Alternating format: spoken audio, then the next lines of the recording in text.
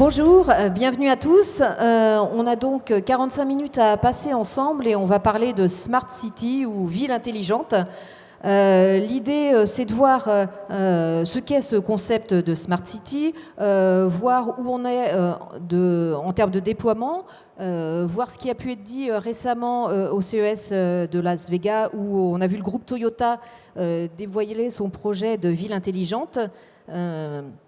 Et qui pourrait être érigé au pied du mont Fuji, voir où le décollement, quand est-ce que vraiment le concept va décoller dans les villes dans l'Ouest, comment expliquer le décalage entre le buzz des deux dernières années et la vitesse modérée de déploiement des projets, voir concrètement ce qu'il y a derrière ce concept de Smart City. Est-ce qu'on va simplement se contenter d'améliorer l'existant ou est-ce qu'on est dans une logique beaucoup plus disruptive, voir dans ces cas-là quels seraient les nouveaux services révolutionnaires qu'on pourrait voir apparaître, et voir quels impacts on doit attendre sur la façon dont travaillent les collectivités et sur leur métier. Voilà quelques-unes des questions que je vous propose d'aborder, auxquelles on va essayer de répondre avec mes invités.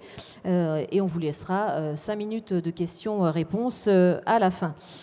Donc place à la présentation. Pour nous éclairer, j'ai à mes côtés 3 intervenants.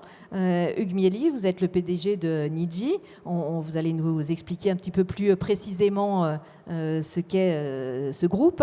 Éric Vessier, vous êtes le responsable du projet Connected City chez Oracle. Et Pascal Auguet, vous êtes leader Smart Cities and Places chez OnePoint. Excusez l'accent, c'est pas terrible. Mais voilà, on va revenir sur toutes ces questions-là. Peut-être, du coup, petite présentation de Niji. Hugues Miely, c'est quoi, même si tout le monde vous connaît, mais ça vaut toujours le coup de rappeler les principaux chiffres clés et le métier.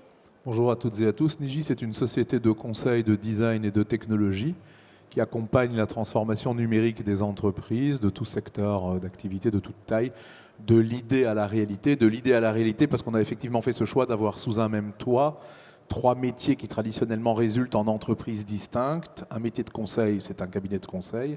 Un métier de design, c'est une agence de design.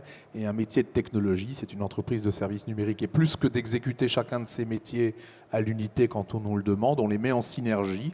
On les met de plus en plus en synergie, de sorte que on peut véritablement accompagner les problématiques de transformation digitale de l'idée tout en amont à la réalité. C'est une entreprise de taille intermédiaire régionale. C'est une entreprise que j'ai créée il y a 19 ans à Rennes, où se trouve son siège social. C'est 900 personnes pour un peu plus de 85 millions d'euros de chiffre d'affaires aujourd'hui. 80% de la clientèle, grands groupes nationaux, multinationaux, 20% PME, ETI dans les régions dans lesquelles on est. Rennes, Nantes, Lille, Lyon, Bordeaux. On a la moitié de notre effectif d'à peu près 900 personnes en région, la moitié à Paris. Plutôt 80% de nos activités de conseil à Paris, 20% de nos activités technologiques, plutôt 80% de nos activités technologiques en région, 20% de nos activités de conseil et de design. Et on travaille avec une panoplie de clients extrêmement plurisectoriels, la banque, l'assurance, l'immobilier, l'électricité, l'eau, le gaz, les déchets, le transport urbain, ferroviaire, aérien, la distribution. D'où votre intérêt pour les questions les de ville intelligente. D'où notre intérêt pour tout ce qui est extrêmement transverse, tout ce qui est extrêmement cross-sectoriel, tout ce qui n'appartient pas exclusivement à des verticales économiques, et on verra probablement que la Smart City en est. Exactement. Éric Vessier, Oracle.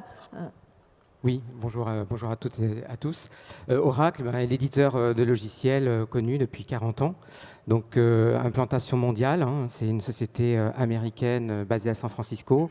130 000 personnes à travers le monde, 1300 personnes en France, basées essentiellement en région parisienne, avec des antennes en région, y compris à Nantes, mais de petites antennes, et donc qui reste un acteur majeur autour de la data, comme depuis l'origine, avec une activité qui s'est fortement diversifiée sous différentes formes, y compris sur la Smart City, donc à travers notamment l'accompagnement de... Alors pas forcément en tant qu'intégrateur ou quoi que ce soit, plutôt on reste vraiment sur l'activité éditeur, mais sur des projets, on peut intervenir là-dessus grâce à des rachats d'entreprises comme Primavera ou Aconex. Et puis aussi donc acteur majeur dans le cloud, c'est moins connu, Oracle a son propre cloud, clientèle mondiale, et puis énormément de développement dans les applications aussi. Il y a tout un monde applicatif sur lequel Oracle intervient également. Merci. Pascal Auguet, OnePoint. Oui, bonjour à tous. OnePoint, c'est l'architecte de la transformation des organisations publiques et privées. Ça veut dire qu'on intervient au cœur des organisations pour les faire évoluer durablement en utilisant l'intelligence collective. Et on va pouvoir apporter à la fois des prestations de conseil, de stratégie, de vision, comme des prestations de réalisation et de mise en œuvre. Voilà, on travaille également sur la Smart City. On a une communauté qui est dédiée sur ces sujets qui s'appelle Smart Cities and Places, qui adresse aussi bien les territoires que les espaces comme les gares. On travaille pour la gare du Nord, sur la refonte de la gare du Nord. On travaille par exemple pour le groupe Total, pour les accompagner dans les nouveaux services, nouveaux métiers de Total. On travaille pour la ville de Paris, on accompagne sur la stratégie. On travaille, ou on va travailler en tout cas, pour la ville d'Angers dans les semaines qui arrivent sur son projet de territoire intelligent. Merci voilà, pour les présentations. Je propose qu'on commence par une définition, parce qu'effectivement, on parle beaucoup de Smart City ou ville intelligente. Alors, Pascal Auguet, de quoi on parle quand on parle de Smart City? Alors, de rien, parce que ça ne veut rien dire. Nous, chez OnePoint, il y a longtemps qu'on a abandonné ce terme smart qui date des années 90, qui vient d'IBM au départ, et qui surtout, et c'est ce qu'il y a de pire, je pense, apporte une vision techno-centrée du territoire ou de la ville. Voilà. Donc nous, on préfère, et c'est un peu notre marque de fabrique, parler en anglais de wise city, c'est-à-dire en français de ville raisonnée ou de ville avisée, c'est-à-dire des villes qui sont capables de travailler, de faire travailler tout l'écosystème ensemble. L'écosystème, c'est quoi? C'est les citoyens, c'est l'acteur public, c'est les acteurs privés, c'est l'écosystème d'innovation, ce sont les entreprises et les industriels, ce sont les associations. Donc de faire travailler tout ce monde-là pour finalement définir les services et les usages de demain, non pas avec un angle technocentré, mais en utilisant les données et la technologie comme un levier. Voilà. Et donc de faire des choses intelligentes. On a 5 piliers dans cette construction de la ville avisée. Premièrement, c'est la gouvernance et la capacité à transformer l'organisation pour la rendre transversale et également mettre en place des stratégies territoriales de la donnée, notamment pour assurer le respect des données personnelles, par exemple. Savoir ce qu'on fait avec ces fameux algorithmes d'intelligence artificielle, comment on les utilise. On a un deuxième pilier qui est la sobriété numérique, parce que l'environnement aujourd'hui, c'est un des enjeux clés des territoires. On sait que les territoires, notamment les villes, pèsent énormément sur l'environnement. Aujourd'hui, le numérique planétaire, c'est l'équivalent de 3 fois la France en termes d'impact environnemental. Les villes vont produire énormément de données qui vont être stockées, qui vont générer donc, des impacts sur l'environnement.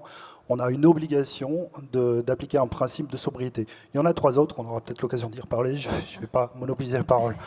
On reviendra sur ces questions-là. Donc, ce que je comprends, c'est que la Smart City, c'est pas que de la techno, c'est pas simplement une ville dotée de caméras connectées, de caméras de surveillance, de capteurs connectés. C'est surtout pas de la techno. Voilà.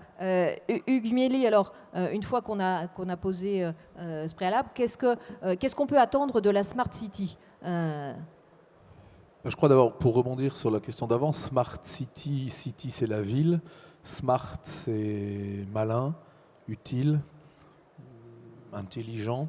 Smart c'est un suffixe ou un préfixe. Smart c'est un qualificatif qu'on a pris un peu l'habitude dans le monde du numérique d'accoler à beaucoup de choses. Je crois que ça veut surtout dire mettre l'usager, mettre l'utilisateur au cœur de tout. Je crois que l'idée de Smart City, elle part un peu du constat de ceux qui président aux destinées de la ville, du territoire, à savoir les élus, du fait que voilà, nous n'étions pas que des électeurs qui allions mettre de temps en temps des bulletins dans des urnes, mais que nous étions des utilisateurs de la ville, des gens qui la vivent profondément, qui la vivent sous tous ses angles, qui la vivent pour toutes les missions qu'elle a, pour tous les services qu'elle peut rendre, et que finalement, pour que la ville soit perçue de façon smart, pour qu'elle soit perçue comme étant effectivement malicieuse, agile, sympathique, utile, intelligente, il fallait qu'elle soit gérée comme ça. Et que pour qu'elle soit gérée comme ça, il fallait qu'on mette véritablement les attentes utilisateurs au cœur de tout. La Smart City, c'est la ville servicielle. C'est la ville où on passe de l'infrastructure dont on délègue la gestion à un tiers, l'infrastructure de collecte des déchets, l'infrastructure de chauffage urbain, l'infrastructure de signalisation routière, l'infrastructure de transport de passagers, l'infrastructure de que sais-je encore.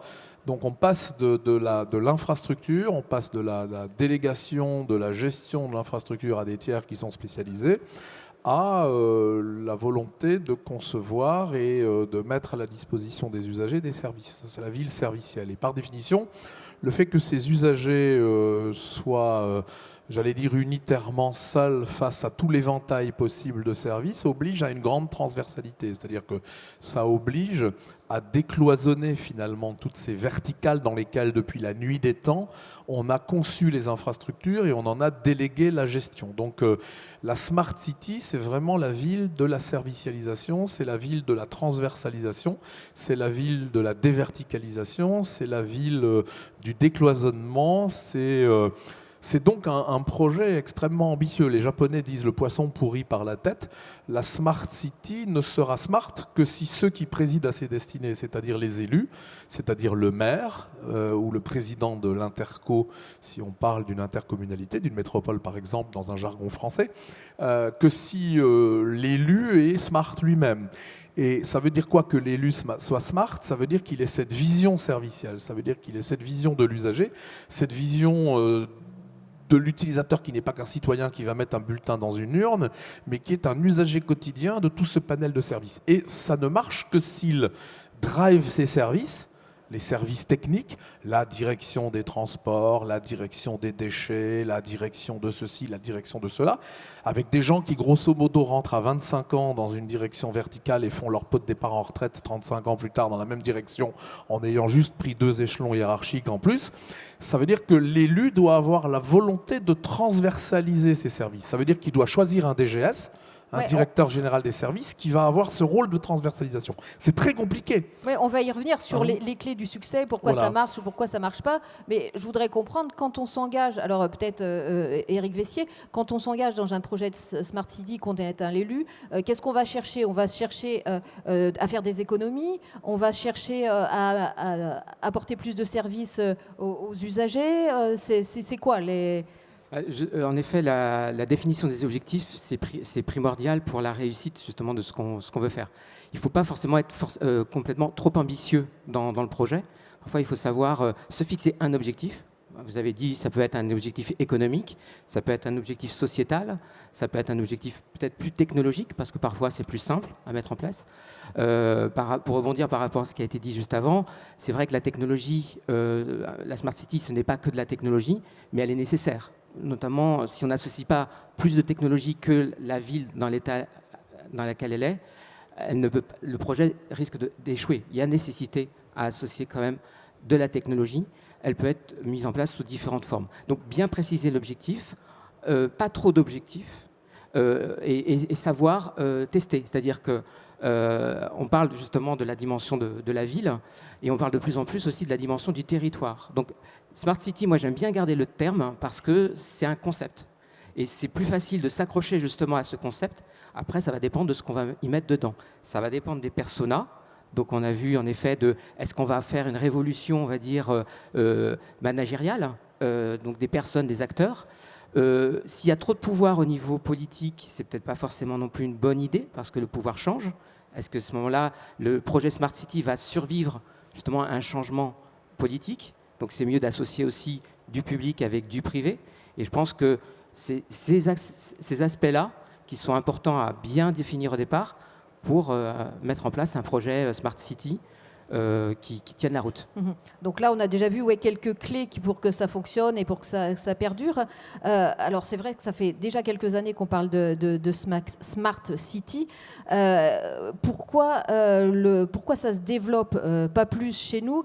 J'ai vu un sondage qui disait que 74% des collectivités disaient qu'il faudrait s'engager. Pour autant, quand on fait un petit recensement, il n'y a pas plus d'une trentaine de projets au niveau national. Alors on cite souvent Dijon en exemple. Pascal Auguet, c'est le bon exemple. Et pourquoi ça ne va pas plus vite? Alors, Dijon est un exemple, effectivement, que je connais bien. Dijon est un exemple intéressant, extrêmement intéressant, assez précurseur, on va en parler 2 minutes. Dijon, ils sont rentrés dans la ville intelligente sous l'angle d'une meilleure gestion des infrastructures. C'était le point de départ, et d'une modernisation des infrastructures. Et en fait, ils ont réussi à créer un modèle économique qui permet, en modernisant les infrastructures, et notamment l'éclairage public, de réinvestir les économies dans le financement du territoire, de la ville, de la métropole intelligente. C'est important. On parle de frein, on a parlé du frein organisationnel. Il y a un frein, d'autres freins. C'est d'avoir un des premiers freins, je pense, quand on prend les territoires en France, c'est le manque de vision, le manque de stratégie, le manque de connaissance des sujets qui permettent donc d'établir une stratégie, une vision qui va accompagner le projet de territoire d'un point de vue digital. Ça, c'est clairement un manque aujourd'hui en France qu'un certain nombre d'organismes essayent de pallier, comme l'Institut de la Ville durable, par exemple, qui propose des kits, des outils sur les outils juridiques. Voilà, il y a beaucoup de cabinets qui accompagnent les villes pour travailler sur ces sujets-là, mais il y a encore énormément de choses à faire de ce point de vue-là. Ça, c'est un premier frein. Le deuxième frein, c'est la plupart des projets sont pris par petits bouts et ne sont pas basés sur des modèles économiques. C'est-à-dire qu'on va pouvoir, c'est un peu le cas de la ville de Santander en Espagne d'ailleurs, hein, qui a fait le feu de l'actualité sur les 10 dernières années, mais aujourd'hui c'est plus tellement le cas, puisque c'était exactement un projet technocentré. Aujourd'hui, la ville de Santander ne sait plus financer sa Smart City avec ces centaines de milliers de capteurs qu'ils ont mis dans la ville. Donc c'est vraiment des questions hyper importantes. Moi, je préfère...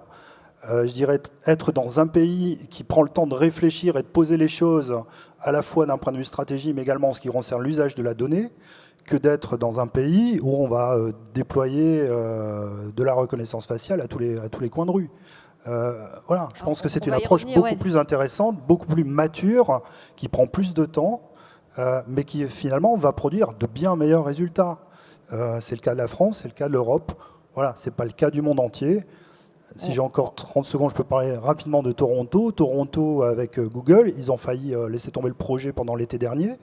Google a dû revoir sa feuille de route de fond en comble, notamment en ce qui concerne l'usage de la donnée, par le poids de la municipalité qui s'est rendu compte finalement que s'il continuait sur cette trajectoire-là, eh bien Google faisait tout et n'importe quoi avec les données captées sur la ville de Toronto. Voilà. Quand vous dites le tout et n'importe quoi, justement, Hugues Millet, j'aimerais bien vous faire réagir par rapport à ça. Comment est-ce qu'on peut éviter les dérives? Quels sont les garde-fous qu'on peut mettre pour que finalement on n'arrive pas à des situations peut-être telles qu'on peut connaître dans certaines villes en Chine? Qu'est-ce qu'on peut faire? Enfin, moi, je suis assez fan du triptyque pourquoi, quoi, comment. Donc, pourquoi va-t-on le faire? Et donc, je suis désolé, je suis un peu lourd, je reviens avec l'idée de mettre l'usager au cœur de tout, parce que sinon, de toute façon, il n'y aura pas d'usage, et donc il n'y aura pas d'adoption, et donc il n'y aura pas de satisfaction, il n'y aura pas de retour sur investissement, si tant est qu'on en cherche dans des modèles économiques dont on sait qu'ils sont de toute façon en partie et pour longtemps sponsorisés par l'impôt qu'on collecte, et c'est normal, donc il ne faut pas voir toujours le ROI partout, mais il en faut un peu quand même. Donc le pourquoi, le quoi, donc fonctionnellement, qu'est-ce qu'on va faire, c'est-à-dire définir précisément les fonctionnalités qu'on va apporter à ceux qui vivent le territoire au quotidien, et évidemment le comment, c'est-à-dire technologiquement, est-ce qu'on s'assure de s'appuyer sur des équipements, sur des solutions, sur des technologies qui ont le potentiel à rendre les services qu'on a définis comme étant partie prenante des fonctionnalités qu'on va apporter à quels utilisateurs. Donc déjà, le garde-fou, le premier garde-fou, c'est d'encadrer à quelque part le projet par ce triptyque pourquoi, quoi, comment. Ensuite, le garde-fou, c'est comme toute bonne gestion de projet, de mettre un pied devant l'autre. Et moi, j'entends régulièrement parler de projets de Smart City, y compris certains qui ne sont pas très loin d'ici, qui sur le papier, c'est la guerre des étoiles, c'est d'une ambition totalement démesurée. Et en mon fort intérieur, avec les quelques dizaines d'années d'expérience que j'ai, je me dis que ça va aller contre un mur. Parce qu'on veut trop en faire, trop vite à la fois. Et à un moment ou un autre, on va être obligé de réduire le scope. On va se rendre compte que les interopérabilités à tous les niveaux ne fonctionnent pas, hein, pas qu'au niveau technologique, mais au niveau fonctionnel et au niveau de la gouvernance. Voilà encore un grand mot, mais on part quand même, il faut être conscient de ça, on part d'un existant qui est ultra verticalisé. En France en particulier. Enfin, si on revient à loin, c'est les corps d'État, au sens du corporatisme, au sens de l'ingénieur des ponts, de l'ingénieur des mines, de l'ingénieur de ceci. Donc il faut casser les silos. La chose publique en France, y compris et surtout lorsqu'elle touche aux infrastructures qui permettent de produire les services qu'on rend à l'usager, elle est ultra verticalisée. La composition d'un exécutif d'élus, j'entends, hein, ceux qui gouvernent la collectivité, la ville, l'agglomération, la communauté urbaine. La composition d'un exécutif, elle est hyper verticalisée. Il y a le vice-président à ceci, il y a le vice-président à cela, il y a le délégué à ceci. Et c'est chacun dans son truc. Or, on arrive dans un monde qui est totalement transverse, qui est totalement transsectoriel. Pourquoi ? Parce que l'usager est unique. Il est unique. On a beau faire tout ce qu'on veut, à un moment ou un autre, tout ça, ça revient sur un usager.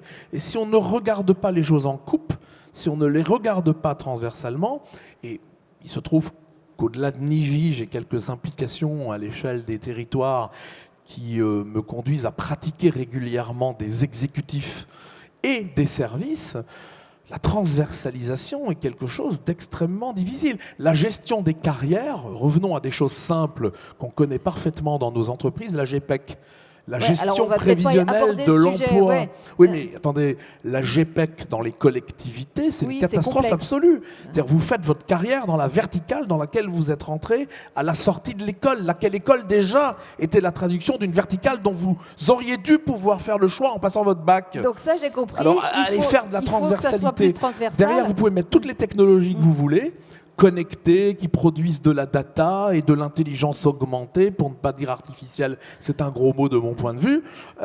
Si vous ne déverticalisez pas, vous n'y arrivez pas. Ça, donc les garde-fous, moi je vais répondre à votre question. Garde-fou, il faut être lucide. Vous savez, la lucidité, c'est le point de départ de toutes les belles choses. Quand on est lucide de ce que les choses sont et de ce qu'elles ne sont pas, en général, on a un peu plus de chances de réussir dans l'exécution. Alors, soyons lucides que dans toutes les collectivités de France et de Navarre, la situation dont on part, elle est dramatiquement verticalisée, cloisonnée. Ouais, ça j'ai compris, c'est complexe. Alors, donc vous êtes plutôt dans l'idée, hâtons-nous lentement. Éric Vessier, est-ce que vous diriez que finalement c'est ça la bonne méthode, que la méthode française, elle est pas si mal que ça, que certes on va pas très vite, mais on prend le temps d'expérimenter, on prend le temps de faire les choses correctement. Tout ça, si je garde l'idée du CMELI, en mettant l'usager au centre du dispositif. Oui, je pense en effet que c'est peut-être plus adapté à la France. On est un pays assez sceptique de nature, par nature, et peut-être plus en effet que dans d'autres pays. Donc Ayons conscience de ça, et pour le succès des projets Smart City, soyons en effet à ce moment-là vigilants aussi. Ayons conscience en effet des obstacles à franchir, problèmes d'organisation, problèmes de coordination, changement culturel, donc l'humain en effet au cœur des sujets, la technologie pour les accompagner au rythme en effet peut-être plus, on va dire, lent et adapté, enfin similaire à une tortue, on va dire, pour pouvoir réussir, mais avec peut-être plus de réussite à la fin. On met en avant, c'est vrai, des exemples étrangers, mais souvent ce sont des exemples d'une ville, c'est-à-dire Toronto, ce n'est pas le Canada, toutes les villes du Canada. Santander, ce n'est pas toutes les villes en Espagne. On parle de la Chine comme, en effet, un pays, là, au niveau, c'est pas smart et c'est pas city. Mais on prend peut-être le mauvais exemple, justement l'exemple de ce dont on ne veut pas, et ce que vous disiez tout à l'heure. Et en effet, ayons conscience de ça, soyons vigilants, mais ayons en tête que la Smart City, c'est normalement quelque chose de progrès. C'est associé à un progrès. Et si on reste dans cette logique-là, avec les points de vigilance, on doit pouvoir réussir quelque chose de mieux par rapport à une situation donnée. Toutes les villes n'ont pas le même niveau, en ayant conscience. Aujourd'hui, on voit, notamment dans la société française, que, en effet, beaucoup de Français ne sont pas du tout réceptifs à ça. C'est un écueil aussi, il faut en avoir conscience. Ça n'empêche pas de faire avancer des projets. Des budgets associés à la ville, il y en a. Il y en a au niveau national. Ce n'est pas pour autant que ça va être des projets smart. Donc pourquoi ? C'est peut-être remettre en cause aussi les budgets existants et les adapter pour avoir plus de réussite en France et peut-être plus de réussite visible. Parce que s'il n'y en a qu'une et que c'est un exemple qui réussit, ça va être un super moteur. Mais si c'est un échec, ça va peut-être bloquer tous les autres projets alors que ce n'est absolument pas ce qu'il faut faire. Oui, donc hâtons-nous lentement pour prendre le temps de faire les choses correctement, éviter de trop grosses atteintes à la vie privée, parce que c'est aussi ça, Pascal Auguet, sans doute, les risques de dérive. Finalement, si on veut s'inscrire dans une logique de progrès et d'apporter de nouvelles choses, il ne faut pas que ça se fasse au détriment de la vie privée. Oui, et c'est bien là où l'acteur public a un rôle essentiel à jouer.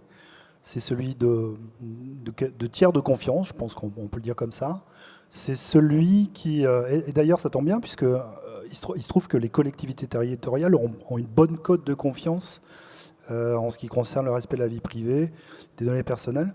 Donc, je pense qu'il faut travailler, profiter de cet avantage pour renforcer ça et faire en sorte que le service public et la collectivité, la ville, la municipalité, les élus, jouent bien ce rôle en définissant leur stratégie en termes de traitement de la donnée et en se positionnant comme un fédérateur et un acteur de confiance vis-à-vis de nous, les habitants, les citoyens, mais fédérateur vis-à-vis des différents partenaires avec lesquels ils sont obligés de travailler. Parce que, je veux dire, ok, il y a du bien dans ce que nous apportent les GAFA, il y a du bien dans ce que nous apportent les entreprises privées qui travaillent sur les territoires.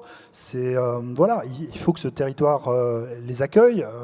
C'est de l'attractivité, c'est de l'emploi, c'est de l'économie.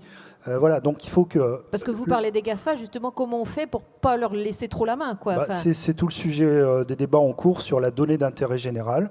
C'est d'arriver à mettre en place des accords dans lesquels la donnée d'intérêt général déjà est identifiée, qu'il y ait une clarification par rapport à ça. C'est quoi une donnée d'intérêt général ?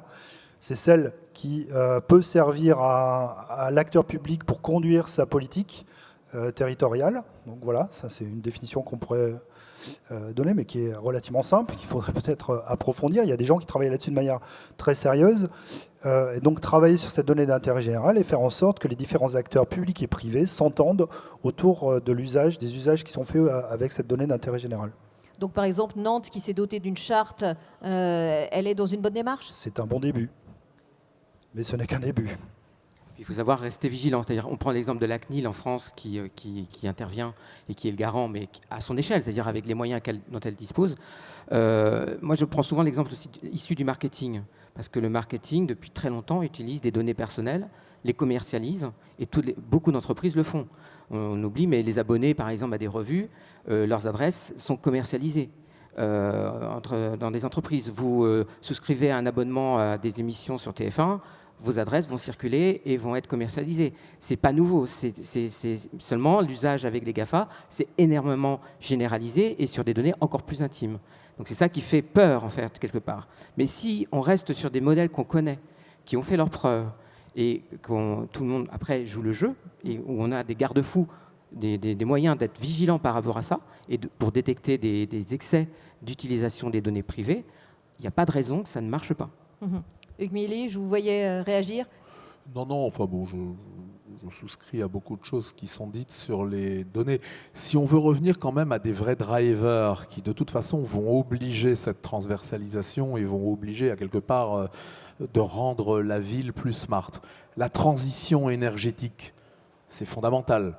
La nécessité d'introduire dans le mix d'usage et de production aussi des énergies renouvelables, de s'organiser sur le plan des infrastructures technologiques sous-jacentes, de leur gestion, de la continuation possible du maintien d'un service permanent autour de ça. La transition énergétique, le fait de dire que dorénavant, l'énergie qu'on consomme à l'échelle d'une ville, d'une métropole, d'un territoire pertinent, n'est plus que d'un type. Elle vient effectivement de la production nucléaire que l'opérateur national historique assure, mais elle vient aussi de réseaux de chaleur que l'on peut opérer localement dans une chaufferie industrielle, d'un hôpital ou que sais-je, mais elle vient aussi de champs photovoltaïques qu'on peut avoir installés à la périphérie de la ville si on est dans un territoire qui s'y prête, ou d'éoliennes qu'on a pu mettre en place, ou d'usines marémotrices quand on est au bord du littoral, ou que sais-je. On est dans cette multiplication des sources d'énergie, dans la nécessité de reconstituer tout ça pour assurer une permanence de production, ce qu'on appelle les centrales virtuelles, d'introduire bien évidemment la gestion du stockage intelligent de cette énergie et toute la restitution d'un service sans couture à l'usager. Ça, c'est un grand driver, quoi qu'il arrive, c'est inévitable. Un autre grand driver, c'est celui des mobilités multimodales, et en particulier de l'introduction dans la ville, enfin dans le territoire permanent, des mobilités douces.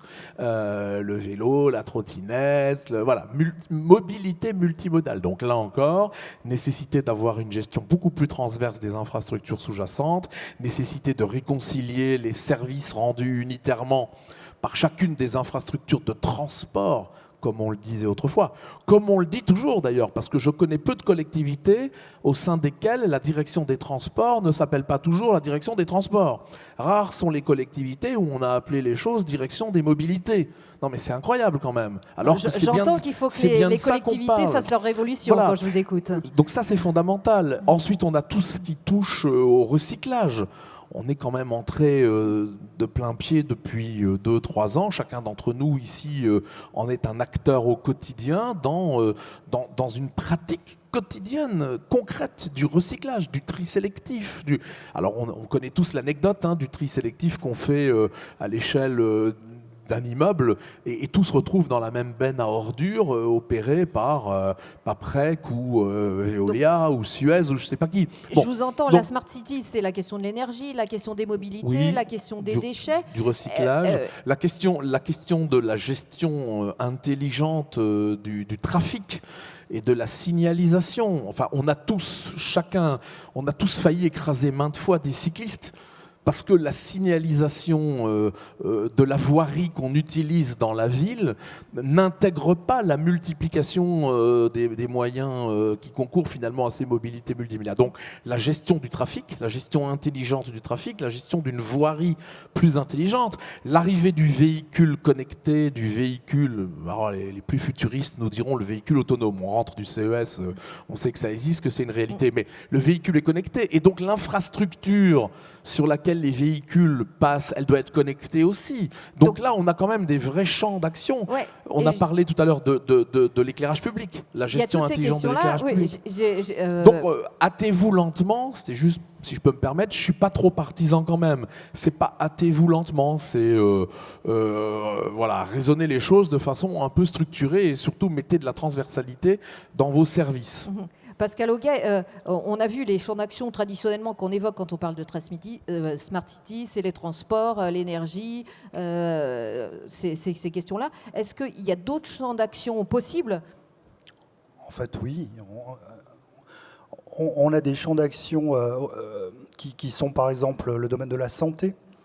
À Angers, il est prévu d'avoir une plateforme qui va permettre, par exemple, d'aider les cas d'usage ne sont pas encore définis, le projet va démarrer bientôt, mais une plateforme qui va permettre d'aider, par exemple, les pathologies, les personnes allergiques, à mieux comprendre comment circuler en ville, comment, à certains moments, en fonction de la météo, en fonction des flux de trafic, en fonction de plein de choses. Donc ça, c'est des services intéressants, parce que c'est pour le bien-être, c'est pour les qualités de vie. Voilà. Donc on peut imaginer tout un tas d'autres domaines, finalement. Voilà, tout l'intérêt de ce qu'on fait, en fait, quand on parle d'accompagnement, c'est de monter des ateliers en fait, d'intelligence collective qui vont permettre de travailler ensemble. Donc on va réunir des gens de métiers différents, de profils différents, qu'ils appartiennent à la collectivité. Donc c'est là où on met de la transversalité en réunissant des directions métiers qui jusqu'à présent ne travaillaient jamais ensemble. Donc on va les faire travailler ensemble pour produire des usages qui pourront s'inscrire éventuellement dans des modèles économiques. Un modèle économique, c'est pas forcément un modèle qui génère de l'argent, c'est un modèle qui est viable, durable, qui peut avoir des externalités, qui devra avoir des externalités positives. Voilà, parce que le bénéfice ne se traduit pas seulement de manière monétisée. Donc l'intérêt de ces ateliers, c'est justement à partir des différentes informations qu'on peut capter et des données dans une stratégie territoriale, encore une fois, de la donnée, de définir ces cas d'usage qui vont permettre de produire ces nouveaux services. Et on peut être sûr qu'on va, dans les années qui arrivent, voir des choses extrêmement nouvelles et intéressantes se produire. Alors, moi, j'ajouterais 2 leviers. Il faut que je vous arrête parce qu'on avait dit qu'on laissait 5 minutes de questions-réponses. Je vois que vous êtes passionnés tous, donc il y aurait encore plein de choses à dire. Donc si, par rapport aux échanges qu'on a eus, vous avez envie d'une précision, vous avez envie d'en savoir un petit peu plus, il y a un micro qui circule, vous pouvez poser vos questions. C'est vrai que c'est dense, c'est riche. On a abordé plein de sujets. Peut-être qu'il faut que ça mature, que vous digériez un petit peu tout ce qu'on a entendu. Si la première est difficile, il faut poser la deuxième tout de suite. Voilà, c'est ça. Il faut se lancer. Non, il n'y a rien qui vous interpelle par rapport à ce qu'on a pu dire? Moi, je veux bien... Ah, super, ouais. Très bien. Oui, bonjour. Vous n'avez pas évoqué clairement des projets de Smart City en France. Pour vous, quelle est la ville, à l'un de vous trois, qui est la plus aboutie en termes de Smart City aujourd'hui, sur les différents projets qu'on peut voir en France? On ne peut pas répondre à cette question de manière simple. Il y a des villes qui font l'actualité, qui la font très forte, de manière très médiatique à certains moments. C'est le cas d'Angers en ce moment, qui a un projet complètement transversal, qui est un contrat de performance qui va durer 12 ans avec un consortium qui est piloté par Engie. Il y a Dijon qui a fait la même chose il y a 2 ans, à peu près la même chose. Bon. Je ne sais pas s'il y a des Dijonnais ou des Angevins ici. Mais voilà. Dans la mesure où je connais les 2 projets, il y a quand même beaucoup de similitudes. Et ce sont, en France, on a l'habitude de dire que ce sont les 2 projets phares parce que ce sont des projets qui abordent les sujets de manière complètement transversale sur la quasi-totalité des métiers de la ville. Voilà. Et après, il y a d'autres sujets extrêmement intéressants dans des territoires qui n'ont rien à voir avec des métropoles. La communauté de communes de Pays au Val d'Alzette, à frontière du Luxembourg, 30 000 habitants, qui est confronté à des problématiques qui sont totalement spécifiques à ce territoire, et notamment la pendularité des travailleurs français qui vont travailler au Luxembourg, eh bien, ils ont lancé un partenariat d'innovation également il y a 2 ans, où ils travaillent sur des problématiques qui leur sont spécifiques, de manière à travailler sur tout ce qui fait l'ADN de ce territoire, c'est-à-dire premièrement la gestion, le recyclage, la gestion des déchets, la production d'énergie en local, dont on parlait, la problématique de mobilité à laquelle ils s'attaquent avec leurs propres moyens, en essayant de partager ces travaux avec la région, avec le Luxembourg, avec la ville de Metz, voilà. Donc c'est là où on rentre dans les organisations très compliquées. Mais ça avance, et c'est le DGS qui avance et qui fait avancer les choses. Éric Vessier. Oui, alors il y a aussi d'autres projets qui se développent, alors pas au niveau de Smart City généralisé, c'est-à-dire il n'y a pas multi-cas usage, mais sur certains cas d'usage. Nous, on prend l'exemple par exemple de la ville de Marseille, qui travaille sur la sécurité, c'est un des sujets aussi qui concerne la Smart City, non pas pour mieux surveiller les personnes, mais pour mieux déployer les forces de l'ordre dans le quotidien de la ville, et aussi sur Donc des dans un souci d'efficacité. Dans un souci d'efficacité et dans un souci aussi d'anticipation, c'est-à-dire sur des événements qui sont difficiles à cerner. Des événements qui dégénèrent, comment on va mieux déployer les forces de l'ordre pour pouvoir justement éviter un maximum d'enchaînements qui serait catastrophique en termes d'image, bien sûr, mais en termes de conséquences aussi pour la ville et pour donc toute l'activité de la ville. Alors, c'est un peu un travail de l'ombre, mais c'est un travail qui est peut-être aussi efficace que des projets qui sont d'ampleur plus importante. Et Hugues Mieli, pour conclure, 2 minutes, on n'a pas plus. Moi, je vais le prendre par le bout de l'usage. Je pense qu'une ville, juste pour rebondir sur City, après je partage ce qui a été dit, on peut appliquer le concept de Smart City à un territoire, quel qu'il soit. Mais prenons la ville. Une ville qui arrive dans le haut des classements des villes où il fait bon vivre, vu des habitants et peut-être en plus vu du monde économique, pour moi, c'est une Smart City. C'est un bon point de départ. Alors, il y en a une que je connais bien parce que j'y habite et j'y ai créé mon entreprise qui a toujours son siège social, c'est Rennes. Rennes a une baseline depuis plus de 30 ans qui est vivre en intelligence. On n'est pas prêt de la changer. En matière de mobilité multimodale, c'est une ville exemplaire. Personne ne croyait au métro il y a 25 ans. Et là, on va inaugurer dans moins d'1 an la 2e ligne. Ça a été pendant longtemps la plus petite ville du monde qui s'était doté d'un métro, qui a complètement surperformé son business plan au bout de 3 fois moins de temps qu'il en était question.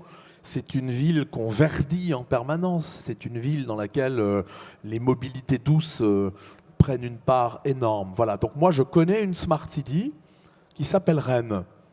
Et en plus, elle en a le slogan depuis 30 ans. Alors maintenant, qu'elle soit technologique, qu'elle soit connectée, qu'elle soit data-driven, qu'elle soit, et j'en passe et des meilleures, décloisonnante de ses délégataires, de ses délégants, Oui, on va dans le bon sens. C'est d'ailleurs une ville qui, en matière d'ouverture des données publiques, a été précurseur. La personne qui s'occupe de l'ouverture des données publiques à la DINSIC, la Direction interministérielle du numérique et des systèmes d'information et de communication aujourd'hui, est encore un Rennais, Simon Chignard. C'est une ville qui, en matière d'information citoyenne, a fait au cours des 2 dernières années des choses qui lui valent, là encore, la tête des classements à plein d'endroits. Donc moi, je connais une Smart City réussie, en tout cas, je peux le dire puisque je la vis au quotidien, c'est Rennes. Après, est-ce qu'elle est complètement habillée de technologie de la tête aux pieds ? Probablement pas encore. Non, mais on a vu, c'est pas que de la techno. De toute façon, certain, par ailleurs, c'est qu'elle est au cœur d'un territoire. C'est qu'elle est au cœur d'un territoire où on trouve à peu près toutes les entreprises technologiques dont on a besoin pour faire évoluer les infrastructures sous-jacentes qui produisent les services. Le leader français de la gestion des réseaux d'eau, La Croix-Sofrel, il est à Verne-sur-Sèche dans la banlieue de Rennes. Le leader français de la voirie intelligente, La Croix, il est à Nantes, etc., etc. Donc on va réussir à faire des smart cities technologiques aussi. Donc j'ai compris que Rennes était une bonne illustration. Voilà. Et d'ailleurs, Angers prévoit d'utiliser un certain nombre des technologies que j'ai citées là. Merci à tous les 3 pour votre passion sur ces questions-là. Et je pense qu'il y a matière à approfondir, mais voilà, on tient le timing. Donc on est malheureusement obligé d'arrêter maintenant. Merci à tous les trois. Merci à vous. pour votre écoute attentive. Merci. Merci, au revoir.